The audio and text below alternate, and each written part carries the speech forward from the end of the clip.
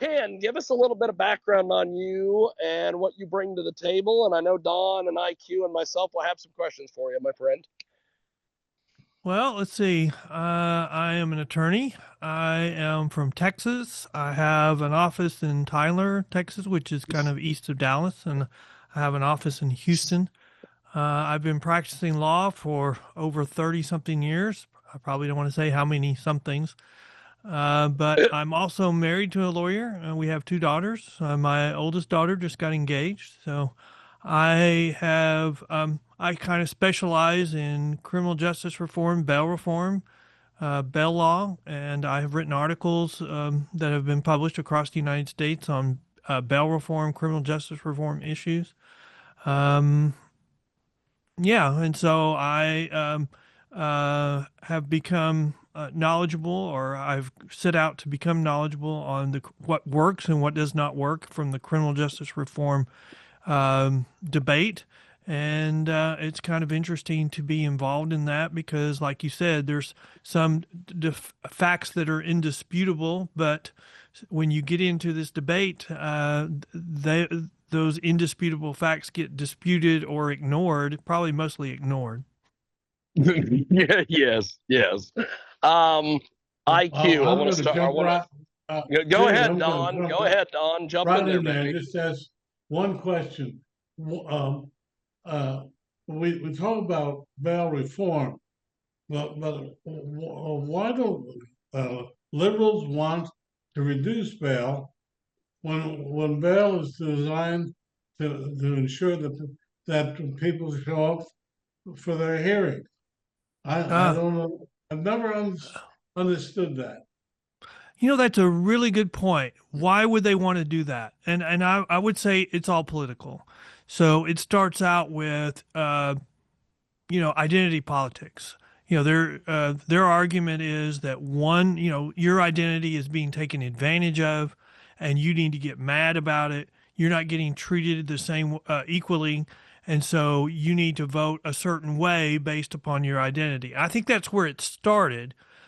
We had a bunch of election cycles where that was the argument, and then as soon as the election was over, then they just went right back to everyday politics. So it was just something that would come up periodically before an election. But then, their supporters started realizing that, so they started electing the true believers, or the farthest to the extreme people who carried through on those policies, and we've seen how disastrous they've been. And the reason why I think that it's really political now is, if it was just something we're trying after a couple of years, you'd say it's not working, so let's try something else. That's not happening. They won't admit they're not working, and so that's how you know it's completely political. Well, the question is, um, I guess my first question uh, is it is not working. I mean, you go to New York, you go to these Hmm. states, and you got people literally arrested in the morning and out in the afternoon. How does that help the justice system um, protect the innocent, the victims?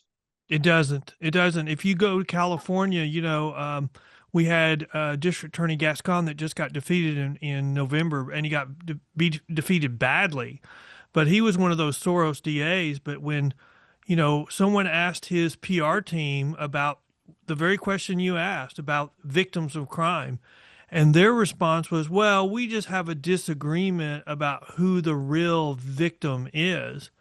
And I think that tells you, it speaks volumes about what their intent is, because if they're arguing for the defendant and the criminal defense attorney's arguing for the defendant, then who in the freaking courtroom is arguing for the victim of the crime? And the answer is nobody in these urban areas, in with DAs who've been elected and supported by George Soros. So that's the problem. That's what I'm trying to address, because it's not helping. It's making it worse. You see crime in our urban areas going up, and then they start releasing these pseudo studies that says crime's not going up because of bail reform. Crime's not going up because of criminal justice reform. It's just all hogwash. Well, just looking at New York City, it's saying the statistic are indicating the crime is going down. But someone told me recently it's only because people have stopped reporting crime. Well, I think it's a combination of that, but also, they've declassified or changed some crimes from felonies to misdemeanors. So, that's another way they decrease crime. But, they've been releasing some pseudo studies that say, oh, crime is not going up. You don't have to believe us. You just have to look to the FBI statistics. Well, last October, there's a reason why the FBI statistics were not accurate, and they've updated them right before the election. And suddenly they were showing crime was going up. So they lost that argument. And so they had to start attacking Trump personally because they lost their argument that crime was going down. And you see that also in California where they changed certain felonies to misdemeanors, and then they quit prosecuting crime or theft under $950. Well, if they quit prosecuting it, they're not going to call it a crime anymore. But that's what's done substantial damage to the community because stores are closing because they can't withstand $25,000 a day in shoplifting. And then you've got commercial property values tanking, and then their tax values are going down, our tax revenues going down. And that's why you see some mayors starting to bring up the issue. So, we've got this very organized syndicate of people on the advocacy side, and they're very well funded and they're very well organized, and they don't have any problem misrepresenting what's taking place. So when someone says crime is going down in our urban area, you should start with, that's just not true. I mean, there was a study that was done in Yolo County, California, that compared the two people equally on separate types of release. So one was on a surety bond, one was on just simple release. And they found the person that had simple release had a 200% greater chance of committing a new violent offense in the next 18 months. And if you look at that and rely upon it, you would say, why would anybody be released on simple release? And you would say no one should be, except in the very rare circumstances. So what do you do? Tell us what you're doing to change this. Well, I am on the board of directors of the Professional Bondsmen of Texas, which is a state association. I'm on their legislative committee. I go to the legislature and I testify on bills. I write articles across the country. The very first hearing I went to on a bail reform issue was a hearing in a federal case in Harris County, and the case was called O'Donnell versus Harris County. And I came out of that hearing very upset because I didn't think that the judge was handling the case correctly. I didn't think she understood the law correctly. I think she was misapplying it. And so I came out and set out the alarm, and I said, we have to become experts on these issues. And I think that I've been proven correct because I think that judge has been reversed 6 or 7 or 8 or 9 times in that case now. In fact, the Fifth Circuit ultimately ruled that case should have never been filed in federal court. And at one point, that was the case that was being cited across the country in support of bail reform and criminal justice reform. Is that the one that Senator Kennedy, she came up for promotion and he wrote that out? No, anyway. no, I don't think it's that case. Oh, okay. I've been wrong before. But tell me, what can people like you, like me and IQ do to support your efforts? Well, I think first thing I think the public needs to do is we need to vote law and order. So, I think the last national election was probably the point where we're starting to have a backlash and the voters are going back to support law and order candidates.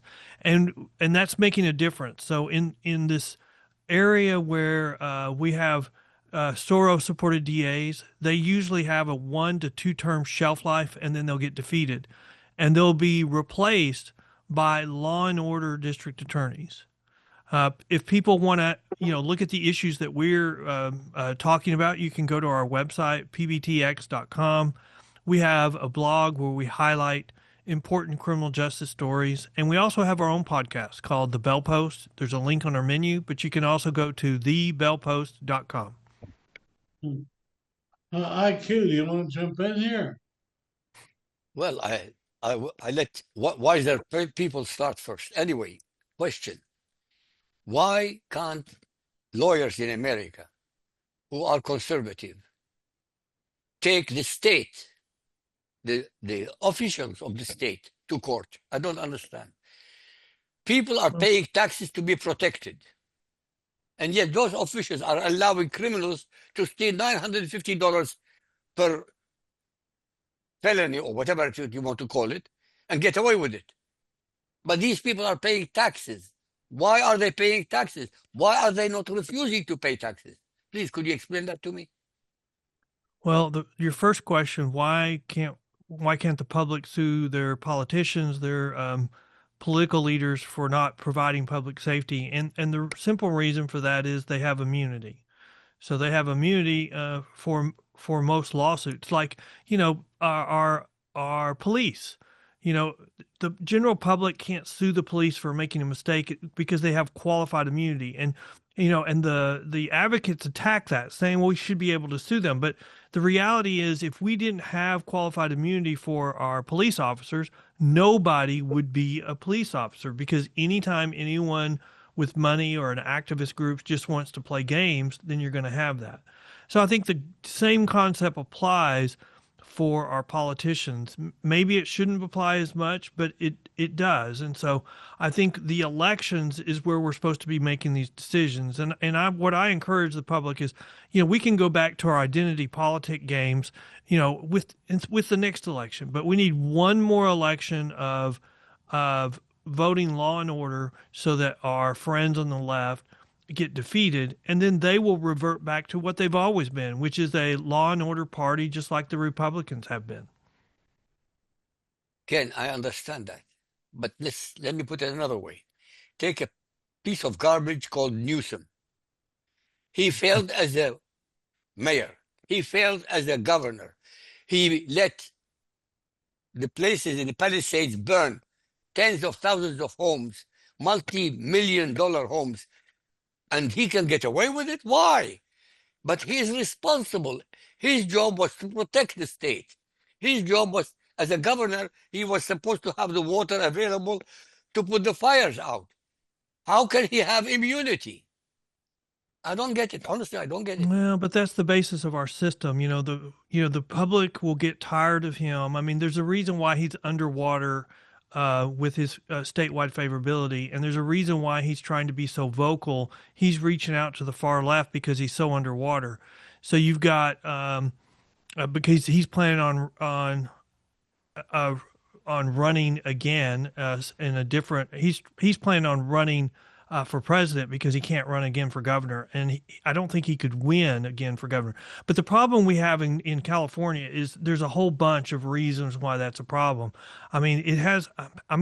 In my opinion, it's very corrupt. And I saw an example of this. Like, the press really gets in line with California. They don't report things, and they're not really an active press questioning their politicians, because if they do, then they're not going to be able, they're not going to get access to the politicians anymore.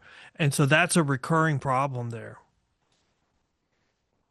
Well, all I can hear is excuses. I'm sorry, Ken, not your fault, but all I can hear is excuses. You have the most corrupt system of news media in the world, one of the most corrupt. They never ask the right question, and they hide the truth or twist the truth and get away with it. Yes, sir. I agree with that. This is what I can't accept. They're getting away with it.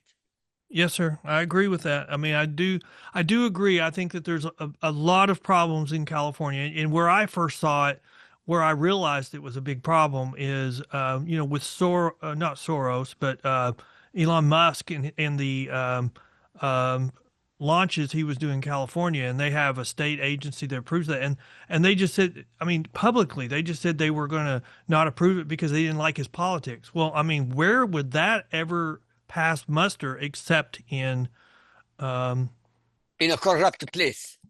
Except in a corrupt place like California. It's ridiculous. So you answered me. I mean, it's a corrupt place. It's publicly corrupt, and they get away with it. Yes, sir. No, I agree. And until well, and I heard I heard somebody talk recently, maybe dealing with Charlie Kirk's death, saying that part of California's problem is Reagan's immigration deal that gave a path to citizenship for millions of people, most of them living in California.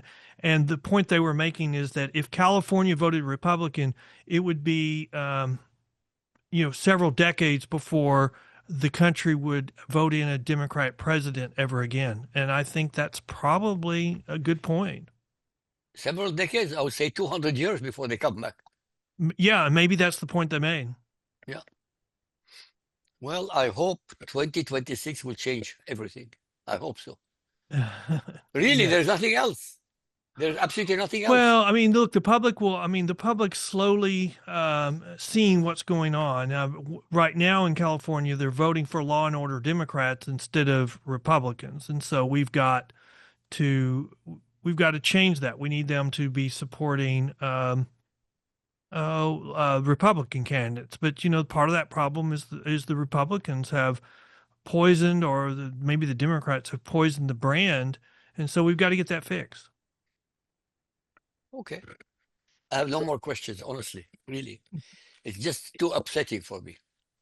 Well, hey, you know what? And that's good. Crime should be upsetting to everybody. And what's been done by the advocates to lie to the public, and when they really speak the truth, what their policies are doing is creating more crime, and that's what they're intended to do. We're just supposed to put up with more crime. And so your reaction is the reaction that we should all be having. And if our politicians see that, they will change course. Well, I've been saying it for 14 years on this program. So I don't know if it's going to be helping or not. I have no idea. Sure. But really, law and order is number one. It should be number Yes, sir. one, besides the Yes, sir. economy. If you don't have law and order, you won't have any economy anyway. Absolutely. I mean, I would say that we're seeing that in our urban cities where commercial property values are dropping and selling for a third to half of what they were selling for, a short time before. So, we can't have that. We cannot have that. Yeah. So Don, jump in there, my friend. I know you probably got some questions for Ken. I do, but I've been listening to him, and boy, he makes a lot of sense. Don't take it the wrong way. For a lawyer, my my saying, what is about lawyers? But let me ask you this question: do you believe in the federal state system, where we literally have the federal court system and the local state? Do you believe it works better for this country in the long run, or do you think there should be some reforms? Do I believe in the federal and you know what? I do believe in the federal and state system, and I'm going to tell you why. Because especially currently, because we have crimes in our urban areas where these Soros DAs will not prosecute crimes. And so we have had example after example where the federal government has stepped in and filed federal charges to kind of, if you're not going to do it, we're going to do it. And so I think under the current system, I think with Biden, you could make the argument, why did we have double when both are doing neither? So I do think currently under the Trump administration, I think it works really well because I think the federal government is coming in and filing charges when the states are refusing to do so because of their soft on crime policies, or when a state in one of these advocately controlled jurisdictions have soft on crime policies. So the federal government's stepping in and doing what they refuse to do. Well, if you look at the English system, for instance, they have many of the same problems without the dual system. Do you think? Yeah, but the English is going through the same problem that we have been going through on immigration reform, and they're very much overlapped. The problems overlap each other because if you're letting in criminals illegally, what do you expect them not to commit crimes when they get here? we've realized that with Trump and he's enforcing the immigration laws. I think in Great Britain, they're just now realizing that, and the public is, and the public is really pushing for change. But the government that's currently in place in Great Britain is the equivalent to the Biden administration. They really opened up the floodgates for illegal immigration, and so you see the country suffering the same consequences that we did under President Biden. Well, the argument is made that we shouldn't be turning these people away. But to me, what is necessary is regulating these people so we don't let the wrong people in and we do let the right people in.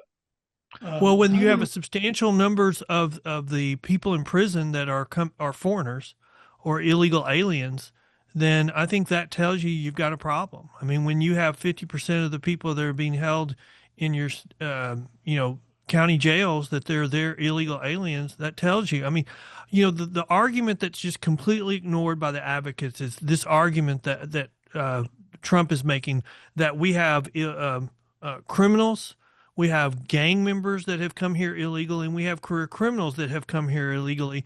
And they just ignore that and say, well, the vast majority of these people haven't done anything wrong other than come into our country illegally. I mean, and so they don't have a response to those arguments, so they just ignore it. And so, I mean, if you want to take that through logically, what they're saying is it's worth having the extra crime. It's worth having those people in society because of the people that have come here, even though they came illegally, they've done nothing wrong once they got here. And that's not that's not a good argument. couldn't agree with you more on that. But my father is an illegal immigrant who literally and figuratively jumped ship to make the country. But What but I mean, I his have law. relatives that are just a few generations back, and then I have, parts of my family that go all the way back to the American Revolution. I mean, there's part of my family that goes all the way back to Benjamin Franklin's family, and I'm related to one of his brothers. So, I mean, we all have uh, I mean, we go far enough back. We're all immigrants, but we have legal ways to come into the country and we have illegal ways to come in the country. I mean, my daughter is engaged to someone who immigrated to the United States when he was 10. He came here legally and he's gone all the way. He didn't speak English when he came. He's been all the way through the school system. He's a naturalized citizen. Went through college. He has a double degree in business and psychology. And so, I mean, we like him a lot. So I don't have a problem with immigration, as legal immigration. I have a problem with illegal immigration. And I have a real problem with people who are criminals who snuck into our country illegally. Ken, the opposition, the Democrats, Mm-hmm. they ignore the fact that the word illegal is being used. They ignore it completely. Yes, They sir. came illegally. I'll tell you why I'm angry. I'm from Iraq. I have applied for a green card. I've got a green card now. It took me 3 Mhm. years and several $1,000s. So I did it legally. I waited legally. I paid the money legally. For somebody to jump the line, crossing illegally, and to go ahead of me, I will not accept it. Sorry. I don't give a damn what the reasons are. They came in illegally. End of conversation. I don't care how good they are. It's not my problem. The fact that they came in illegally, they broke the law. Well, I think that the point that you're making that I agree with is that our last administration did not distinguish between legal immigration and illegal immigration. In fact, they changed the name of it. They called it undocumented. Yes, yes. And that's a problem. I mean, really, I mean, are we a country of laws? Because what they were doing is we're not enforcing the law. And I live in Texas. So Texas was doing their own thing, and they were having to fight the federal government to even do what little they were able to do. So we've got the federal government suing Texas, saying we're responsible for immigration policy, not you. And if, essentially they weren't saying it, but they were essentially saying, if we choose to do nothing, there's nothing you can do to stop it. But Ken, you are a lawyer. I hope. Let me ask you the question. as Okay. commander-in-chief.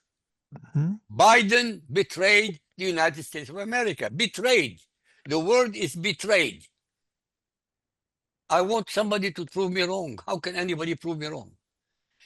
His job is to protect the United States of America from inside, from outside. He didn't. He betrayed it. He should be put on trial and if found guilty, executed. I know it sounds strong, but show me a different point of view, please. Well, I'm not going to go as far as you've gone, but I will say I question whether Biden knew what was going on in his office, Good because if God. you look at the way uh, his speeches over time, he was always very strong on immigration, and especially illegal immigration, and he was also a strong proponent for the criminal justice system. So I start out by saying I question whether he knew what was going on in his office, because he ran as a moderate. We're going to restore our country. The adults are coming back to the room, but the problem is once he got in office, I think he outsourced all that. I think he outsourced criminal justice reform, bail reform to the advocacy groups who will never admit something's not working. So I don't. I think he turned it over to them, and we saw the consequences of that. And then he saw the consequences of it in the election, which is how we address those issues in the United States. If we don't agree with something, then we vote for change in an election. And I would argue that we would have had this backlash 2 years before, uh, but for the ruling by the U.S. Supreme Court on abortion. I think that backlash on that caused people to focus on abortion and not criminal justice reform and bail reform issues. And so I think that delayed the backlash, because this is not something new. We've gone through this again before. In the 60s. We had an election. Not election. We had a time of peace. We felt safe, so we were forgiving on our criminal justice laws. And then we started having crime go up, and we had a disagreement. One party would not assist in addressing how what to do about the increased crime. So we ended up having a backlash. That's what caused Reagan to be elected, in part with his war on drugs. Same thing with Trump. One of the reasons why he got elected was because of immigration, the fiasco, and also criminal justice fiascos that Biden allowed to be put in place, because he outsourced, in my opinion, those to his advocacy groups, and they betrayed him. Okay. Hopefully we'll find out 2026. Yeah, the midterm election is very, very important. It's the most important one. Not from the standpoint of reversing these policies, but from the standpoint of whether Trump is going to be paralyzed and not do anything through Congress for the last 2 years that he's in office. Well, this depends on how stupid or how intelligent the American public is, obviously. Well, you could also argue if the Republicans are good at getting out their story, and if we resort to identity politics. Well, wait. History says the Democrats are going to take over the House, because the party out of power usually gains seats. They don't need to gain more than a handful of seats, and they have power. So, history says they'll take over the House. I don't think history is a good example for this election. I think the Republicans have a strong chance of keeping the House and gaining seats. But we'll see. The reason why that party out of power gained seats in the off-year election is because so few people go vote in the off-year election. In presidential years, everybody comes out. But in an off-year, just the really strong, the really mad people come out to vote. And that's usually the party out of power. So we'll see. I think Trump has a good game plan scheduled for the election next year. I think you can see the arguments that they're going to be making. The redistricting will probably help Trump across the country. I think California is going to have a bigger issue changing theirs than they think. And so, I am optimistic about the midterms, but I would say history would say the Democrats will be in control of the House after after the midterms. I'm just optimistic that I that's agree not with going to you. hold true. By the way, the I would assassination like of to Charlie. point out, hey, IQ, I'd like to point out that they're saying it's a dead heat in New Jersey for the gubernatorial election that comes up in November. And whenever you see it that way, you know the Republicans in the lead. Well, and also look at Mandami. Mandami is running for governor of New York City. If he wins, the conventional wisdom is that'll help Republicans in the midterms because it'll highlight how far, how extreme the Democrat Party has become. And so I think I agree with that. So I think that, and the likelihood of Mandami winning is probably better than 50%, probably 60% or more. And so that's discouraging in and of itself. But and I don't wish that on New York. I want what's best for New York to happen. I don't want Mamdani to win so that the Republicans will be helped in the midterm. But I think that if he does, that will be the effect of it. But Ken, you are a lawyer. What I don't understand is this.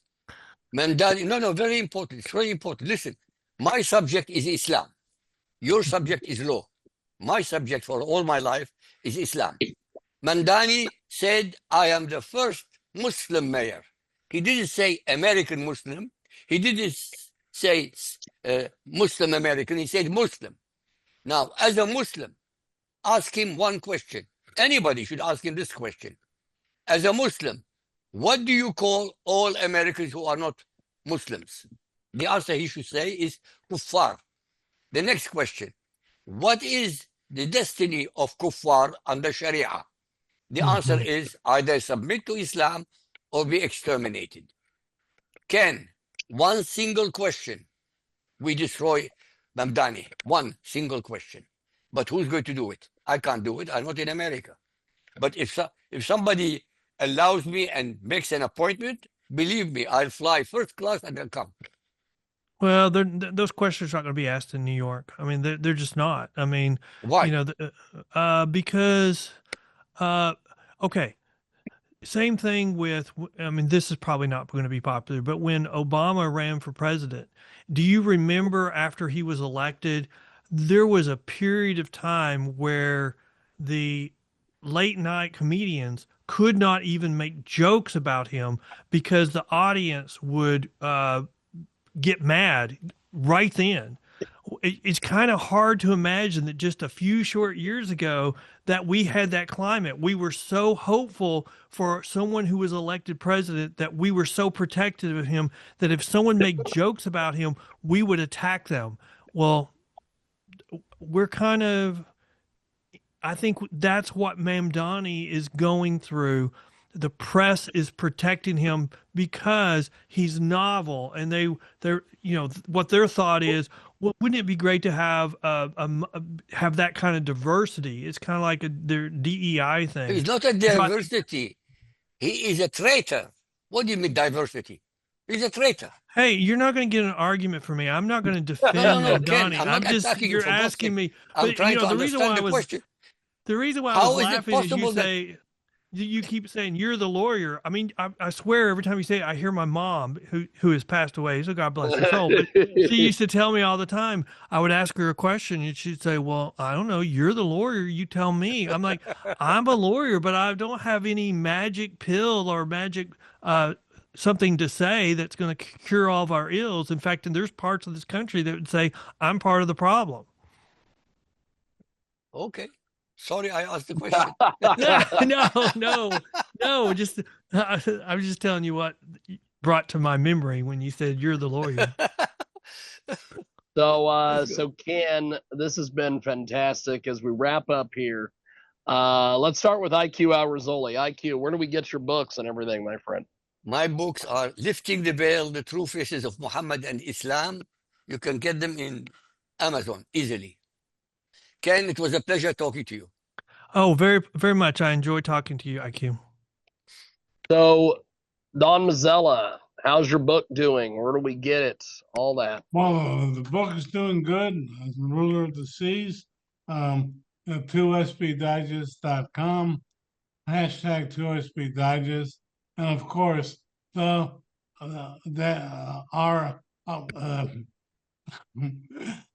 the National know, Robotics Education Foundation, sir. yeah, I'm really feeling it. Anyway, Hey, it's a lot. You've had a great guest on. I think he should be commended for what he's trying to do. Thank you.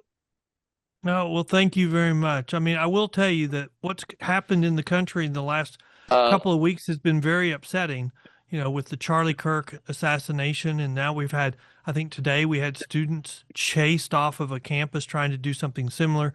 And then the campus or the university issued a press release saying everything was peaceful. And I'm like, if you just watch the video, it's not.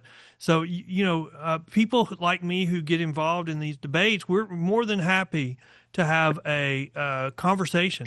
What we're finding is if they can't respond to our arguments, then suddenly they start calling names, and if they worry that your message is going to get out too far, then they start doing other things as well, and they do this toxic language. And so that's what happens when we try to speak the truth, I guess. Well, I think you're right. Well, Ken, keep going on it.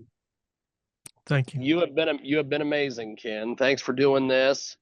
And real quick, Ken, run it down for us. Where do we find your book? Everything, websites, just everything you got going, baby. You can go to pbtx.com. That's our website. We have a blog where we highlight important information. We also have our own podcast called The Bell Post. There's a link on the menu, but you can just go to thebellpost.com, and we talk all issues criminal justice Fantastic reform.